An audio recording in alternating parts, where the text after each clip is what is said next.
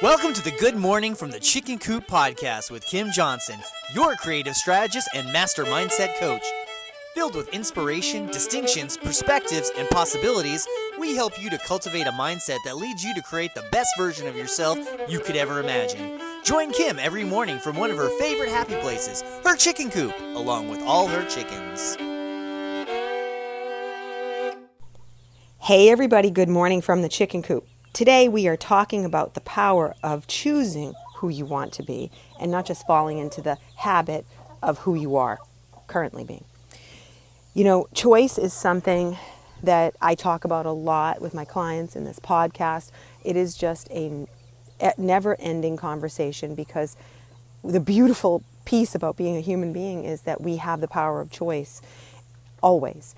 You know, people will say, well, I don't have the power of choice. I'm trapped in this marriage, or I'm trapped in this job, or I'm trapped here. And I'm like, no, you actually do have the power of choice because you choose what it means to you. And we go back and forth about how, in fact, there was another podcast that's going up talking about you get to choose your focus on this. And I can't stress enough, you always get to choose your perspective and the meaning. That is hands down. I can't force it for you. I can talk to you till you're blue in the face, till I'm blue in the face.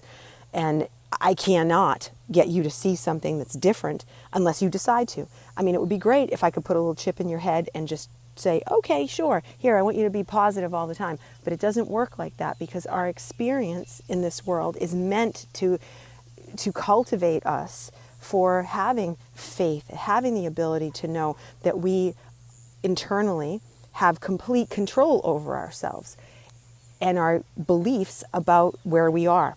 So one of the greatest examples of this, or my favorite examples of this, I should say, is The Man's Search for Meaning by Elie Wiesel.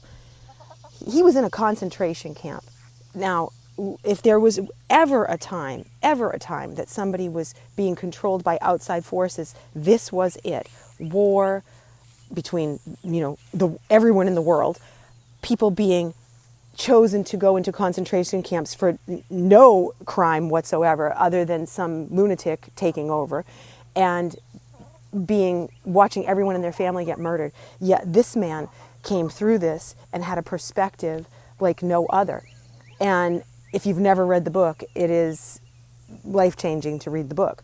And when you watch everything around you crumble and you still have love in your heart, that is a choice. We can always, always, always come to this place where we get to choose our words. We get to choose our thoughts. We get to choose our emotions and our feelings. And we get caught up in the fact that we don't actually have that ability, but we do.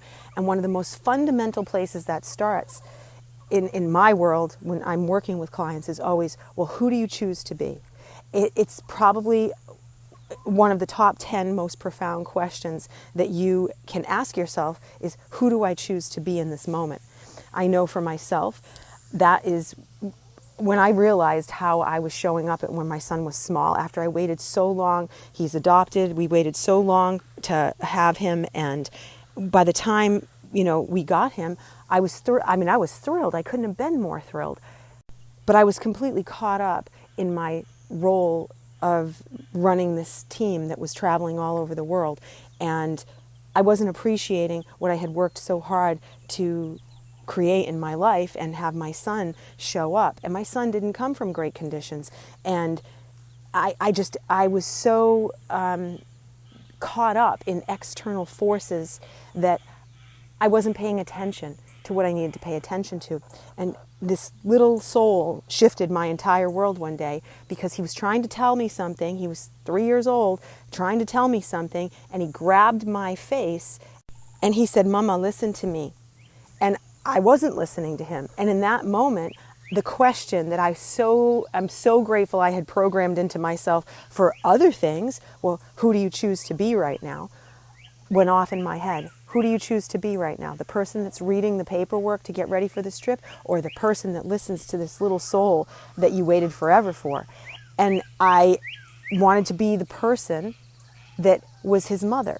And I stopped and I paused and I said, holy cow, wait, I have a choice. I get to choose how I show up. I get to choose who I want to be. I get to choose this. Nobody else. Nobody else can go in my head and do this. It's just me, myself, and I. So when I tell you that you can do this, you can do this. But if you don't stop, if you don't take that moment to pause and ask those questions that are so important. Who do I choose to be? How do I choose to show up in this situation? Is this the person I choose to be? So if you are in a nasty state of mind, if you are angry, if you are frustrated, and you walk in and you decide to spew that anger in your family or in your work environment with your, whoever you work with because you had a bad morning, you have to stop and ask yourself, is this the person I choose to be? I mean, granted, there are times when you do want to use that part of yourself because it is helpful.